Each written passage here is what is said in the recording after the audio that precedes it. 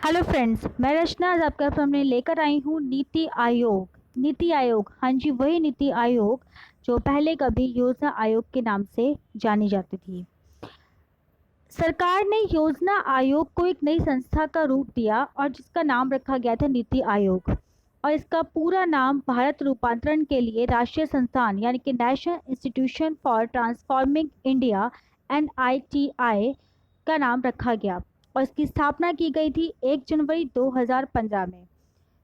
जी हाँ, 1 जनवरी 2015 में। यह आयोग केंद्र सरकार व राज्य सरकारों को योजनाओं व नीति निर्माण से संबंधित विभिन्न मुद्दों पर तकनीकी सलाह देता है। यह आयोग राज्यों की सलाह व भागीदारी से राष्ट्रीय उद्देश्य, राष्ट्रीय एजेंडा व प्राथमिकता निर्धारित करता है। तो हम कह सकते हैं कि नीति आयोग अब राज्य सरकारों द्वारा योजनाएं बनाने में उनका मार्गदर्शन करता है और उन्हें तकनीकी व रणनात्मक सलाह भी देता है। तो कहीं ना कहीं नीति आयोग के कार्यकारिणी के अंतर्गत राज्यों के आर्थिक नीतियां व आर्थिक योजनाएं बनाने में महत्वपूर्ण भूमिका दी गई है।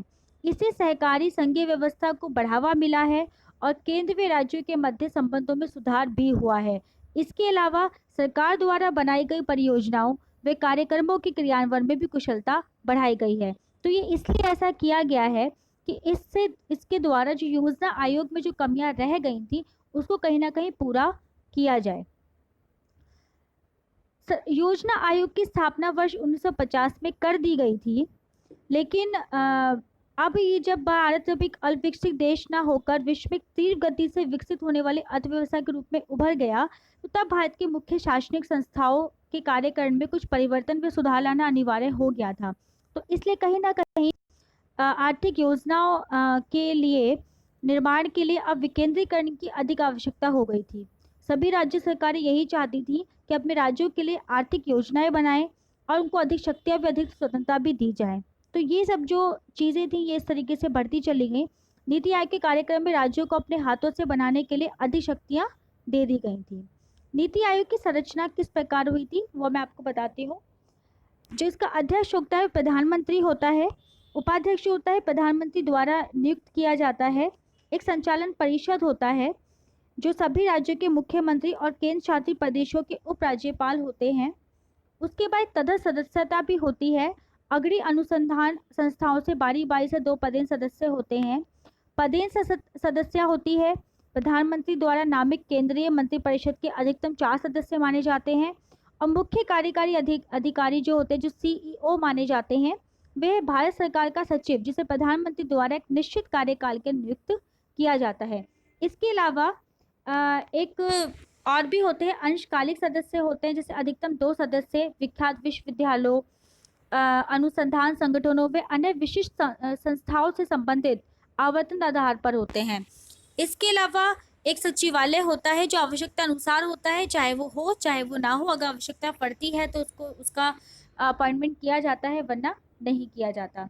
इसकी परियोजनाएं और कार्यक्रम क्या थी, तो सबसे पहले हम करेंगे मेक इन इंडिया की बात। मेक इन इंडिया आप सभी लोग जानते हैं कि इसके अंतर्गत बहुत ज़्यादा विकासात्मक परियोजनाएं की गई थी।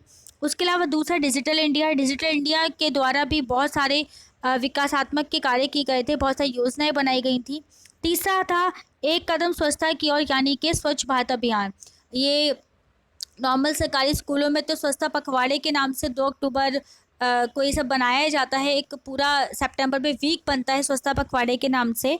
इसके अलावा स्वच्छता अभियान के अंतर्गत बहुत सारे टॉयलेट्स बनाए गए हैं, गलियों को साफ़ किया जा रहा है, रोडों को साफ़ किया जा रहा है, जगह जगह पर लोगों के लिए पानी पीने की व्यवस्था की गई है। इसके अलावा टॉयलेट्स अलग जगह सुलभ शौचालय बनाए गए हैं और जो स्वचालित भी कुछ हैं। तो ये बहुत अच्छी चीज़ है जो किए गए हैं। महिलाओं के लिए अलग से पिंक टॉयलेट नाम की भी कुछ टॉयलेट्स बनाए गए हैं जो सिर्फ और सिर्फ दूर से सब महिलाओं के लिए मिलते हैं। तो हम कह सकते हैं कि राष्ट्रीय व क्षेत्रीय विकासात्मक कार्यों का क्रियान्वयन में कोई रुकावट ना आए, इसलिए इस आयोग के ऐसे वर्ग आर्थिक विकास के अधिक लाभान्वित जो नहीं हुए हैं उनकी सुरक्षा के विशेष ध्यान दिया जाए। तो ये नीति आयोग का जो महत्वपूर्ण परियोजनाएं थी वो इसमें दी गई हैं। नीति आयोग और अंतर क्षेत्रीय व अंतर विभागीय विवादों को भी समय पर निपटाने का प्रयत्न करता ही है। इसके अलावा राष्ट्रीय व क्षेत्रीय विकासात्मक कार्यों के क्रियान्वयन में भी कार्य करता है और आयोग समाज के ऐसे वर्ग के लिए काम करता है कि जो वर्ग का कभी भी वो लाभान्वित हो नहीं पाए हैं, जिनके तरफ विशेष ध्यान नहीं गया है लोगों का, यानी कि सरकार का या जो बहुत सारी संस्थाएं चल रही हैं, तो उनके लिए स्पेशल नीति आयोग बनाने का प्रयास किया गया था। नीति आयोग के क्या क्या उद्देश्य थे, हम उनके बारे में बात करते हैं। कि राज्यों की सक्रिय भागीदारी से राष्ट्रीय विकास संबंधी प्राथमिकताओं को निर्धारित करना, विभिन्न आर्थिक क्षेत्रों के लिए रणनीति बनाना, ये बहुत ज़रूरी काम था, जिससे कि राष्ट्र मजबूत होगा, संघीय सहभागिता बढ़ेगी, तो कहीं ना कहीं जो भी हमारा जो तंत्र चल रहा है, शासन तंत्र चल रहा है, इसको तो सहयोग मिलेगा ही मिलेगा। दूसरा है ग्रामीण स्तर पर योजनाओं का निर्माण बहुत जरूरी था करना, क्योंकि यहाँ पर ग्रामीण स्तर पर विकास होगा तभी आगे भी विकास हो जाएगा। जो भी ग्रामीण स्तर पर योजनाएं बनाई जाएंगी वो उन्हें उच्च स्तर पर योजनाओं का निर्माण का आधार बनाना है, तो कहीं ना कहीं ये जो योजनाएं वो बनती ही रहती हैं।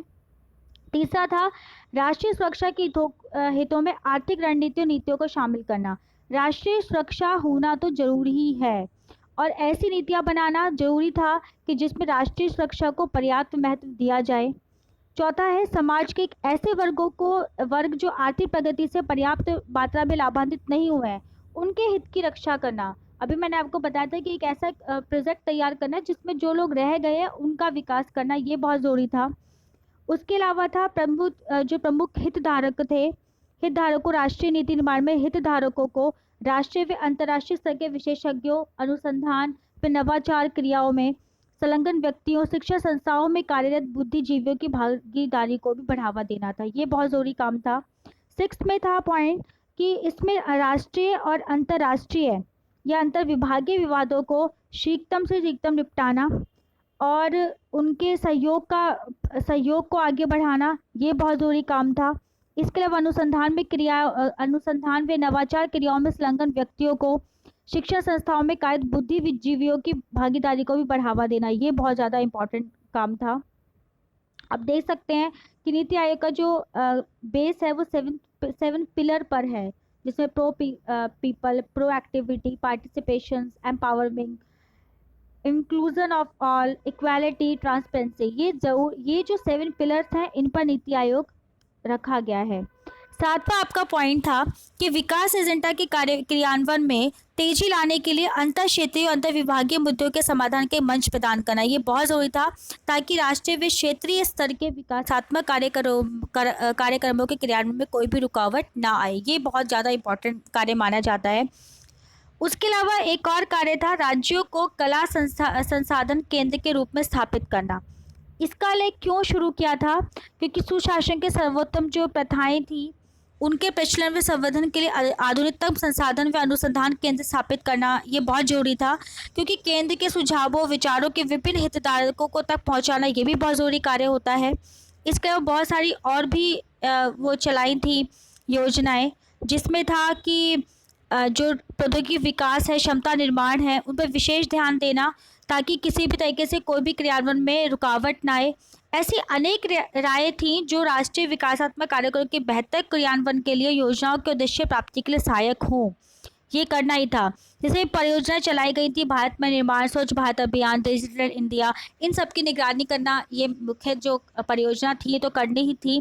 फंक्शंस क्या होते हैं ये आप देख सकते हैं स्क्रीन पे, जैसे मॉनिटरिंग और इवैल्यूएशन, फॉस्टर कॉर्पोरेटिव फ्रीडम, उसके federalism, design policy and programme framework, act as a resource centre, as a knowledge hub, ये सारे जो काम है नीति आयोग के हैं, जिससे हम समझ सकते हैं कि नीति आयोग कितने अच्छे लेवल पर काम कर रहा है।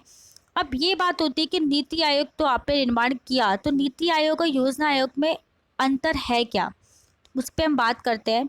तो नीति आयोग का जो कार्य है, नीति आयोग एक सलाहकारी संस्था के रूप में कार्य करती है, परंतु वित्तीय संसाधन आवंटित करने की शक्ति वित्त मंत्रालय के पास है। जबकि योजना आयोग में क्या था, केंद्र सरकार में राज्य सरकारों के वित्तीय संसाधनों का आवंटन करता था और इसका अधिक कार्य व्यापक था। हम कह सकते हैं नीति आयोग का कार्य इतना व्यापक नहीं जितना कि योजना आयोग का है। नीति आयोग में पूर्वकालीन सदस्यों की जो संख्या थी योजना आयोग की तुलना में कम थी, इसके आकार छोटे थे, जबकि योजना आयोग में जो सदस्य थे वो पूर्वकालीन सदस्य जो थे वो ज़्यादा थे, मतलब कितने थे, 8 थे। इसके नीति आयोग के जो सचिव सदस्यों को मुख्य जो कार्यकारी अधिकारी के नाम से सुना जाता है, जाना जाता है। उसके जो नियुक्ति है प्रधानमंत्री द्वारा की जाती है, जबकि योजना आयोग के जो सदस्य थे, सचिव सदस्य थे, उनकी नियुक्ति जो थी एक नॉर्मल एक प्रक्रिया से द्वारा से होती थी। ऐसा कोई बहुत बड़ा टास्क नहीं माना जाता। तो नीति आयोग के जो कार्यक्रम है, नीति आयोग के जो कार्यक्रम के अंतर्गत सरकारों की भूमिका बहुत महत्वपूर्ण मानी गई थी, जबकि योजना आयोग के जो सरकारों की भूमिका बहुत सीमित थी। तो हम कह सकते हैं कि इनका जो कार्यक्रम था वो इस तरीके से चलता था। नीति आयोग को हम कह सकते हैं, अगर हम संक्षेप में लेके जाएं, कि सराहनीय प्रदर्शन है और इसके द्वारा सरकार के द्वारा जो भी समस्या उसका निवारण किया जाता है, एक निवारण तंत्र के रूप में उभरा भी है। किंतु ये समग्र रूप से देखा जाए तो उसकी वर्तमान उपलब्धियां उस अनुपात में काफ़ी कम है जिसके इससे उपेक्षा की जा रही है। मतलब जो मान रहे कि इससे ज़्यादा होगी, अपेक्षा की जा रही है। लेकिन हाँ, अगर समय रहते इसमें जो भी कार्य रणनीतियाँ अगर क्रियान्वयन की जो समस्याएं जो उनको दूर अगर कर दिया जाए, तो नीति आयोग द्वारा जो नीतियों को जो आकार देने की जो महत्वपूर्ण भूमिका की जा रही है वो कहीं ना कहीं सफल हो सकती है। तो हम कह सकते हैं कि कहीं ना कहीं नीति जो आयोग है वो सफल रहेगा ही और ये अच्छे तरीके से कार्य भी करेगा। आई होप सो कि आपको नीति आयोग के बारे में सब कुछ समझ में आ गया होगा। Thank you so much.